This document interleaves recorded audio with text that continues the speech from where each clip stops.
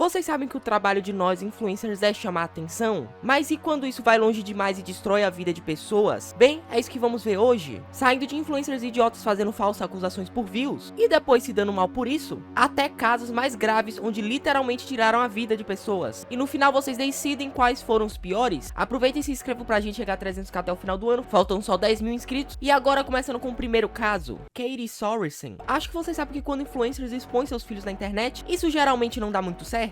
E pra Katie Sorensen, isso não só custou a carreira inteira dela, como provavelmente estragou a vida dos seus filhos pra sempre, porque ela postava vídeos da sua rotina com eles no Instagram com a conta Motherhood Essentials. Mas de repente ela postou um vídeo assustador desabafando, onde contou uma história que comoveu todo mundo. Um casal tentou sequestrar seus filhos. Ela dividiu o vídeo em duas partes e conta que estava numa loja fazendo compras com eles, mas percebeu que tinha um casal bem suspeito lá, que estava sempre atrás dela. Ela, ao mesmo tempo que estava preocupada, ainda se sentiu mal por achar que estava julgando um livro pela capa, mas só até ela escutar o casal descrevendo a aparência do seu filho no telefone com alguém e fazendo comentários perturbadores, tipo, o garoto vai ser mais fácil porque ele não está com máscara, então a mãe não deve ligar muito pra ele. Paranoica com isso, ela terminou as compras e saiu logo pra voltar pro seu carro. Porém, o casal ainda seguiu ela e o homem colocou até a mão no seu carrinho de bebê, mas por sorte, tinha outra pessoa que estacionou por perto e viu tudo. Então a Katie e sua família saíram ileso e já foi direto pra polícia local pra fazer um boletim de ocorrência. E depois fez esse vídeo contando esse incidente pros seus seguidores nas redes sociais. O vídeo logo viralizou e teve mais de 4 milhões de visualizações. Ela ganhou 70 mil seguidores novos e todo mundo ficou chocado com a história, principalmente por outras mães ficarem preocupadas disso acontecer com seus filhos também. Desejaram muitas forças pra ela e a polícia logo começou a investigar, mas quando eles foram checar as câmeras da loja, perceberam que a história não batia com as imagens e o casal que ela acusou na verdade era Sadie e Ed Martinez, que estavam só fazendo compras normalmente com a família deles. E o pior é que eles foram reconhecidos nas redes sociais e começaram a receber ameaças contra sua vida, e tudo porque uma influencer um dia olhou pra eles e decidiu que ia dar muita view se elas falassem que os seus filhos fossem quase sequestrados. Mas no final, felizmente, a justiça foi feita. Katie foi sentenciada a 3 meses de prisão e foi proibida de aparecer nas redes sociais por 1 ano. E esperamos que seus filhos estejam bem. Comentem aí se essa punição foi justa ou não. Keemstar. Agora vamos pra outro caso gringo, de um youtuber que é tipo Treta News de lá, Keemstar, um dos pioneiros dos canais de notícia e fofoca aqui no YouTube. E sendo um dos maiores no seu nicho, você imagina que ele vai ter muita responsabilidade ao passar as notícias da forma mais verdadeira e respeitosa possível? Pois óbvio que não. Esse cara é louco e é muito odiado. E um dos piores casos envolvendo ele foi quando ele postou um vídeo falando sobre uma notícia de 2011 de um velho de 54 anos que se encontrou com uma menina de 13 anos depois de se conhecerem num jogo chamado RuneScape online. E óbvio que esse cara foi com más intenções e foi preso por isso. Porém, no vídeo, Keemstar acusa esse homem chamado de John Philip de já ter saído da prisão, ter trocado de nome para Tony Ray Winchester e agora voltar pra internet na sua conta da Twitch RS Glory and Gold, como se nada tivesse acontecido no seu passado. Mas o problema foi que o streamer que ele acusou não era a mesma pessoa. Na verdade, era só um senhor de 62 anos que gostava de jogar RuneScape e fazer lives na Twitch, e não tinha nada a ver com o caso, foi só uma pura coincidência dos dois serem um pouquinho parecidos. E óbvio que a fanbase do Keemstar foi logo atacar esse senhorzinho nas redes sociais dele, acusando ele de crimes horríveis que ele nunca cometeu, recebeu ameaças contra a vida dele, teve até seus dados vazados, e mesmo depois do Keemstar descobrir que estava errado, ele não apagou o vídeo na hora. O Tony provou sua inocência, conseguiu se explicar, e depois de muita pressão, Keemstar finalmente se desculpou e apagou o vídeo, mas o estrago já estava feito. Infelizmente, ele veio a falecer em 2022 numa batalha contra o câncer, mas felizmente, apesar de tudo, muitas pessoas vieram ao apoio dele e amavam seu conteúdo. Caso Choquei. E agora, apesar de não ser tecnicamente um influencer e é mais uma empresa, uma marca, sei lá, ainda é um dos maiores perfis de fofoca do Brasil. A Choquei, fundada por Rafael Souza Oliveira, que já se envolveu em várias polêmicas por divulgar informações falsas ou sensacionalistas e que obviamente já deve ter afetado a vida de várias pessoas negativamente, mas o caso mais sério e confuso, que vocês com certeza vão lembrar, foi quando eles divulgaram informações erradas sobre uma jovem que supostamente teria traído o namorado e teria um relacionamento com o Whindersson Nunes, com prints forjados entre uma conversa entre ele e ela. A jovem Jéssica, que tinha apenas 22 anos, começou a receber uma enxurrada de ódio e ameaça nas redes sociais. Mesmo depois do próprio Whindersson desmentir esse boato, a situação se tornou insustentável, levando ela a um final muito pior do que os casos que eu citei, porque ela tinha depressão e era medicada, e isso literalmente literalmente acabou com sua vida depois de sofrer esse cyberbullying intenso. Esse caso chocou o país e levantou sérias questões sobre as responsabilidades das páginas de fofoca nas redes sociais, e que por sua vez nunca foram condenadas por absolutamente nada até hoje. A investigação da polícia deixou o caso mais confuso ainda, porque concluiu que foi a própria Jéssica que forjou os prints com o Whindersson e depois mandou para esses perfis de fofoca, o que literalmente não faz nenhum sentido. E eu te pergunto, o que você acha disso? Quem é o culpado e quem deveria ser responsabilizado?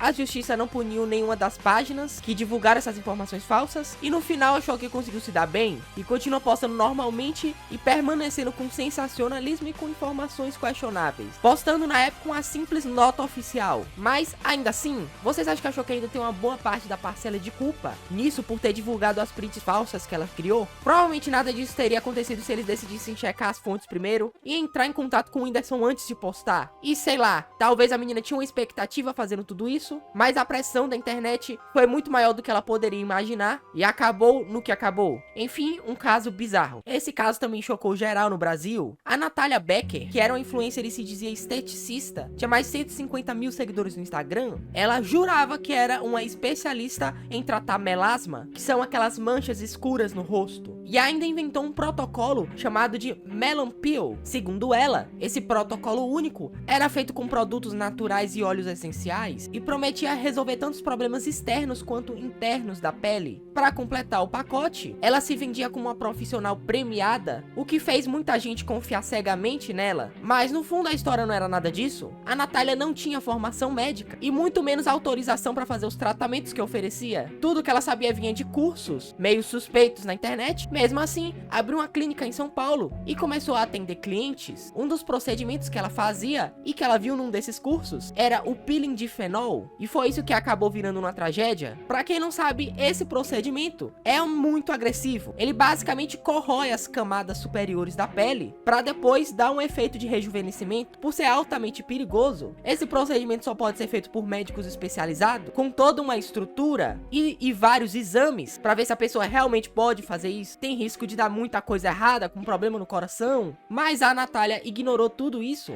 e foi lá aplicar o tratamento, usando só um creminho como preparo. E o resultado disso? A vida de Henrique Chagas, um empresário de 27 anos, foi perdida. Ele confiou na Natália, achando que ela sabia o que estava fazendo, e durante o procedimento, ele inalou material tóxico, teve uma parada respiratória. Chamaram o SAMU para tentar salvar ele, mas quando os paramédicos chegaram, já era tarde. O Henrique acabou nos deixando e o caso explodiu na mídia. A Natália, vendo o que tinha acontecido, ficou completamente desnorteada, teve crises de ansiedade, a pressão dela despencou e ela estava claramente sem rumo. 2 dias depois, ela se entregou para a polícia. Felizmente, a justiça foi rápida e proibiu a Natália de sair de São Paulo sem autorização, e também determinaram que ela não poderia trabalhar mais como esteticista ou sequer pisar nos estabelecimentos onde ela fazia atendimento. Em outras palavras, a carreira dela acabou ali. Enfim, os 2 primeiros casos que eu coloquei eu vi num vídeo gringo, e eu queria mais casos brasileiros nesse tema, então se souberem, comentem aí, que aí eu posso fazer uma parte 2 se vocês curtirem muito. E agora vamos ao agradecimento aos novos membros do canal, o Felipe BR do nível 1 e o JC Joga, que renovou no nível 2, e também a todos os outros parceiros que ajudam a manter esse canal vivo. Deixa o like, adeus.